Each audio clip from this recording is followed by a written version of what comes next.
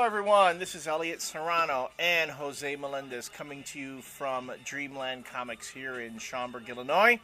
Thank you for joining us once again for another series of conversations about comic books, comic-related topics, pop culture, and so on. Last week's round of videos were pretty well received, and on top of that, got a lot of discussion going on. Some points that we will be visiting. But of course, because you guys just love it when we do reviews, we thought we'll hit some more reviews, look at some of the topics, some of the titles that you guys have been suggesting to us, and give you our own unique spin. So first, what I would like to do is lead off with what everyone I know is waiting for. You said for DMAR you would review Hulk Red, and I say let's give them what they want. You know what though? Unfortunately, this particular issue was not as bad as the last 9. Really? I'm How like so? serious. How? Well, okay. I mean, it was bad for other reasons, but the writing actually. I think this is like one of those Jeph Loeb books that Jeph Loeb didn't write. Okay. Because the dialogue wasn't so bad. It wasn't really bad at all. If anything, this Hulk Red, this one that came out this week, it kind of has like the layouts. Like McGinnis is doing the art, which is awesome, and it has a very Jack Kirby feel to it. Ah, okay, like, yeah. You know, because right. it's dealing with the Defenders. Right. So the layouts, the panel layouts, and just the way that the book, it has a Jack Kirby feel to it. Right. What I don't like is that it seems like the Hulk comic itself, and we've talked about like Jeph Loeb just not really caring about continuity at all. Mm-hmm. This Hulk book, this book should just be called like the crazy misadventures of Hulk and Rulk, because this is not really in continuity at all. Right. And so what happens is, so the Hulk, like, there's this. Remember this character? Princess Jarella? See, That's like wasn't that from like the old Hulk animated series? Or? yeah. See, I don't remember because this isn't the what? See, here we go. So there's a Princess Jarella that he's gonna marry in this issue, and then she gets taken away by somebody, by a big hand comes out of the sky and it's like, oh yeah, you're done. And then the Hulk sheds a tear. Can we have a moratorium on fucking superheroes crying in the comic books? Like, seriously. Just for, like, a little while. Okay. We have the Sentry crying in every fucking issue that he's in now. We have the Hulk crying. Well, anyway. The superheroes have gone metrosexual. Apparently they have. Yeah. But see, I don't understand why they just didn't... Like, the Hulk just got married and had a kid in the Planet Hulk series. Planet Hulk, right. And why they just didn't use that woman... Because she got killed in that series. Like, why did they have to use this person? Okay. You know what I'm saying? Well, I haven't read the book, so is this actually happening to the Hulk, or is it like a dream or a fantasy, or? Here's the thing.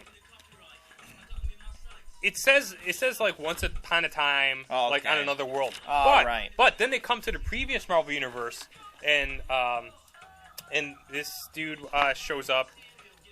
That's the game master, isn't it? Yes. So he shows up and he wants to play a game with the Hulk, right. And he says that if you play my game and you win, I'll give you your Princess Jarella back.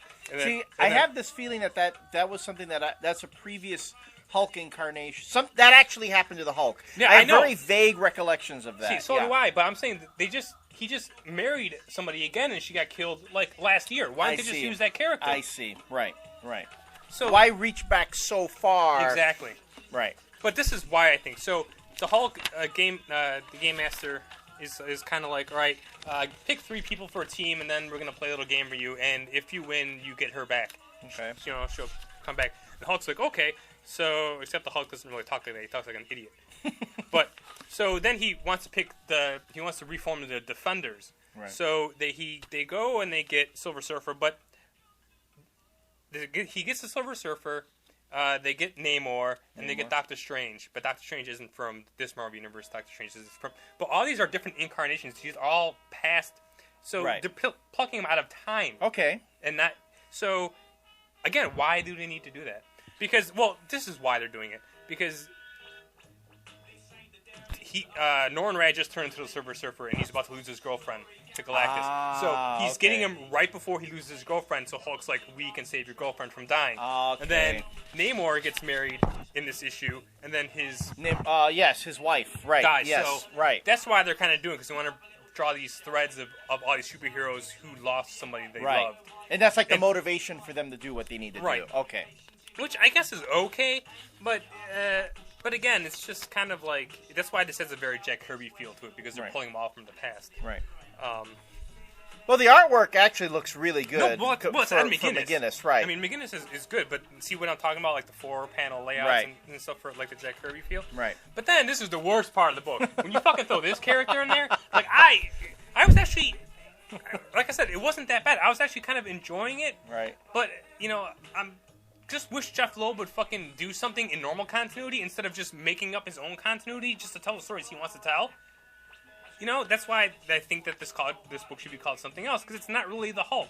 They could have just made it Ultimate Hulk, and you don't have the continuity issues that you have in the Hulk Ultimate Universe. And that, I'm not bashing Incredible Hercules, because it's a good book. But why change that book from Incredible Hulk to Incredible, and have that book continue to be the normal Hulk continuity, and this kind of be like the Fantastic Four bullshit that Mark Miller's doing, where it's totally out of continuity. Right. That's my problem. But then you throw this guy in here, and it just, this Hulk Red character is so terrible. It just ruins everything. Rolk.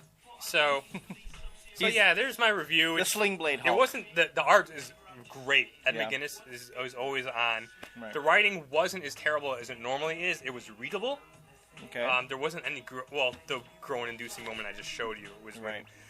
Together we make the O-Fenders. O-Fenders. That's such a terrible fucking name. Well, Jeph Loeb already knows that that's going to induce a lot of groans, and he also knows that it's going to piss some people off. But he kind of scoffs at the criticism, basically saying, again, you don't get it. Somebody groaning at something Jeph Loeb wrote is not really, that happens like every day, I think. Well, it's not like a new thing. Okay.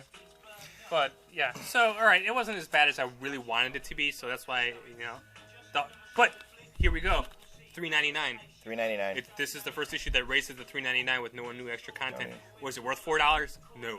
It was only 22 pages, right? It was only Okay. But this is like the Avengers, and like they're raising the prices on some of their books. Well, this just happens to be one of them. Okay. So we're going to get into why that's happening in the next segment. So we hope you come back then, and Dimar, I hope you enjoyed the review. I really wanted to hate it more. I wish I could have given you a really good review like that, but it was passable. All right. See you in the next segment, folks.